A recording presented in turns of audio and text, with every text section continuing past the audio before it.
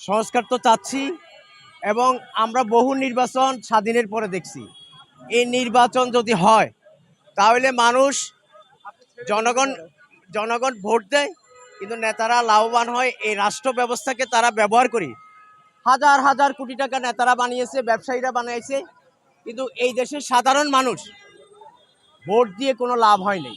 তো এইবারের যে নির্বাচন, যে নির্বাচনটা 13তম হবে।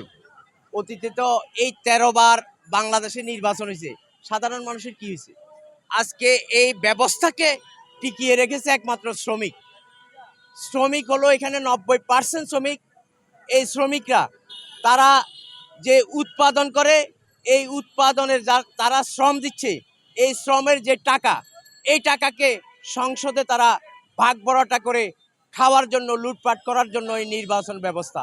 এই নির্বাচন আমরা চাই না। আমরা চাই পূর্ণাঙ্গ সুন্দর একটা সংস্কার হয়ে সাধারণ মানুষের যাতে মুক্তি আসে। এই মুক্তির জন্য 2 বার স্বাধীনতা হয়েছে, কিন্তু একবারও মুক্তি আসে নাই। এই জাতীয় নেতারা এই সাধারণ মানুষকে, এই দেশের মানুষকে ধোঁকা দিচ্ছে বারবার নির্বাচন দিয়া।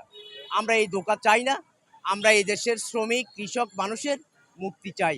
এখনো মুক্তি আসেনি। আমরা সংস্কার চাই, নতুন সংবিধান চাই।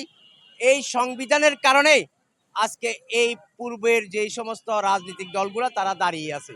আমরা চাই নতুন সংবিধানের মধ্য দিয়ে বাংলাদেশের জুলাই গণ অভ্যুত্থানের যোদ্ধাদের স্বীকৃতি এবং এই রাষ্ট্র ব্যবস্থার পূর্ণাঙ্গ সংস্কার চাই।